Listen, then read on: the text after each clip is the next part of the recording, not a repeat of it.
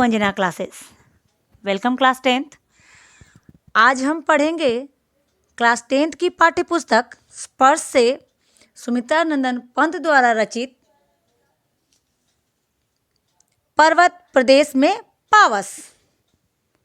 तो इसके पहले हम थोड़ी सी जानकारी सुमित्रानंदन पंत की ले लेते हैं। तो चलिए, कविवर सुमित्रानंदन पंत का जन्म 20 मई सन 1900 को उत्तराखंड के जिला अल्मोड़ा के कौसानी गांव में हुआ। उनके पिता का नाम श्री गंगादत्त पंत था और माता का नाम सरस्वती था।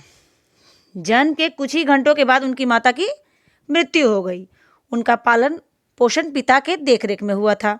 उनकी प्रारंभिक शिक्षा उनके गांव में ही मिली।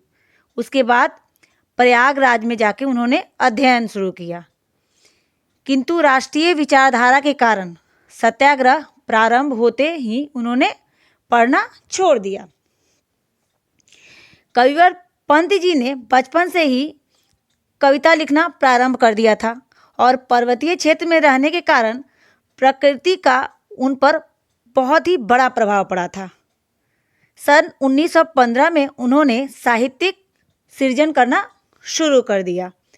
तब से साहित्य सेवा में लगे रहे। उनका जो बचपन का नाम था वो क्या था? गुसाई दत्त था। साहित्यिक क्षेत्र में जब उनका पदार्पण हुआ, जब वो आए, तो गुसाई दत्त से उनका नाम क्या हो गया? सुमित्रानंदन पंत बन गए। कहा जाता है कि उनके ऊपर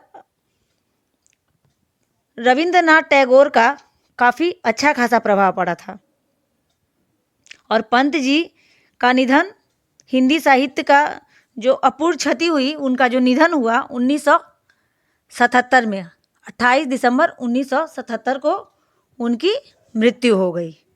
और उनकी रचनाएं थी, पंत जी की जो रचनाएं हैं, सबसे पहले काव्य के बारे में बातें कर लेते हैं। तो काव्य हो गया वीणा, ग्रंथि, युगांत, युगवाणी, ग्राम्या, स्वर्ण किरण, स्वर्णधुली, उत्तरा, सत्यकाम, पल्लव आदि।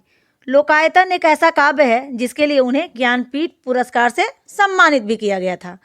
और उनका नाटक जो है रजत रश्मि, ज्योत्सना और शिल्पी, और उपन्यास हार, और कहानियाँ और संस्मरण में आ जाएं तो 5 कहानियाँ और 60 वर्ष एक रेखांकन।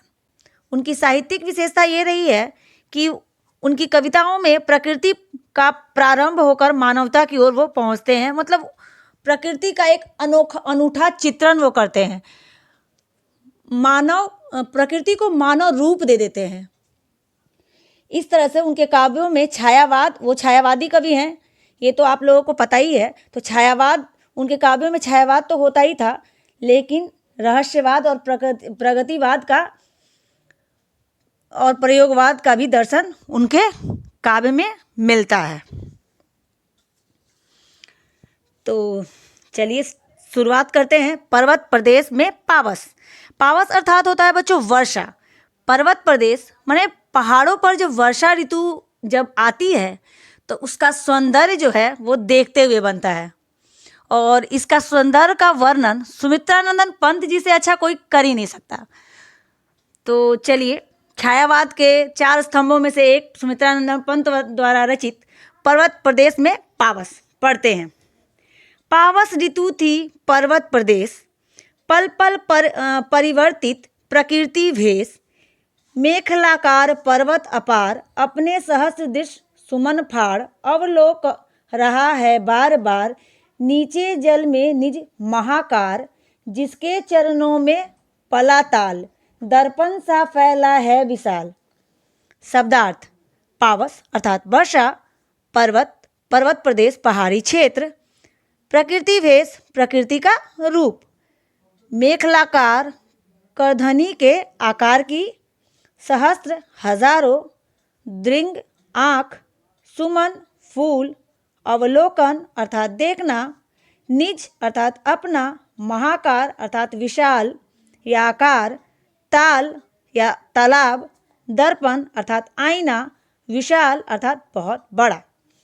और अब इसकी व्याख्या। कवि वर्षा ऋतु में पहाड़ का वर्णन करते हुए कहते हैं कि पर्वतीय क्षेत्र था, वर्षा ऋतु थी, तब पहाड़ क्षण क्षण में मतलब पल पल में रूप बदलता हुआ दिखाई दे रहा था। पर्वतीय ढाल करधनी की तरह सुशोभित हो रही थी। करधनी अर्थात औरतें जो कमर में बांधती है ना, कमरधनी, वो कितनी ही खूबसूरत और कितना ही खूबसूरत सुशोभित होता है, उसी प्रकार पर्वत के बारे में कह रहे हैं। पहाड़ में यत्र तत्र अर्थात यहाँ वहाँ फूल खिले थे।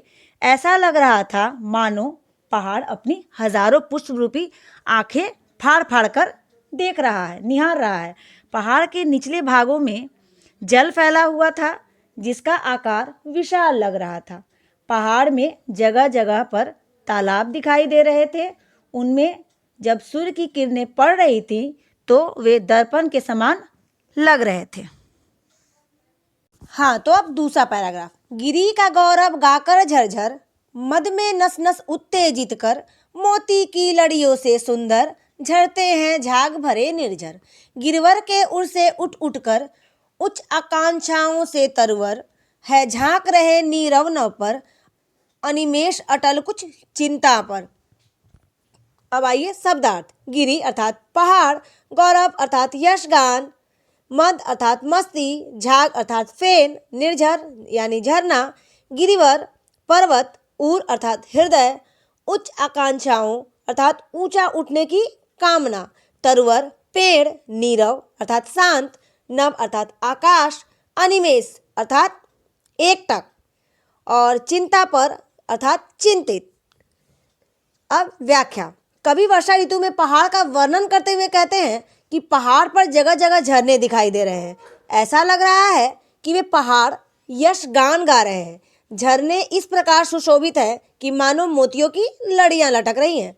पहाड़ पर जगह जगह विभिन्न प्रकार के पेड़ शांत भाव से खड़े हैं। ऐसा लग रहा है मानो उनके मन में ऊंची ऊंची कामनाएं भरी हुई हैं। वे वृक्ष शांत आकाश की ओर झांकते हुए चिंतित से प्रतीत हो रहे हैं, मतलब एक टक वो आकाश की ओर देख रहे हैं, अर्थात वे विचार मग्न होकर कुछ सोच रहे हैं।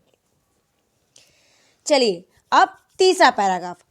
उड़ गया अचानक लोभ उधर, फड़का अपार पारद के पर, रवशेष रह गए हैं निर्झर, है टूट पड़ा भू पर अंबर, धस गए धरा में सभय शाल, उठ रहा धुआं जल गया ताल, यो जलद यान में विचर विचर, था इंद्र खेलता इंद्रजाल। अब शब्दार्थ। भूधर अर्थात पहाड़, वरिद अर्थात बादल, पर अर्थात पंख, रव ध्वनि या आवाज, भू जमीन, अंबर आकाश, सभय भय के साथ, शाल एक वृक्ष का नाम, और ताल अर्थात तालाब, जलद बादल, यान विमान, विचर घूमना, इंद्रजाल जादूगरी। अब व्याख्या। वर्षा ऋतु में पर्वतीय क्षेत्रों का वर्णन करते हुए सुमित्रानंदन पंत कहते हैं कि जब आकाश में विशाल काय बादल उमड़ रहे हैं तो ऐसा प्रतीत होता है जैसे पहाड़ आकाश में उड़कर अपने बादल रूपी पंखों को फड़फड़ा रहे हैं। जगह जगह पर झरनों की ध्वनि सुनाई दे रही है। बादल इस प्रकार बरस रहा है मानो आकाश जमीन पर टूट पड़ा है। उससे जमीन पर साल के पेड़ धस गए हैं, उसी से साल के पेड़ धस गए हैं। तालाब के ऊपर बादल उड़ रहे हैं, वे ऐसे दिखाई दे रहे हैं मानो तालाब जल रहा है, उसका धुआं आसमान में छाया हुआ है। कवि कल्पना करता है कि वर्षा का देवता अपने बादल रूपी विमान में घूम घूम कर जादूगरी का खेल खेल रहे हैं। तो बच्चों, अगर आपको वीडियो अच्छा लगे और अगर आपको लगता है कि ये वीडियो किसी के लिए यूज़फुल हो सकता है, हेल्पफुल हो सकता है, तो कृपया इसे शेयर करना ना भूलें। Thank you for watching my video.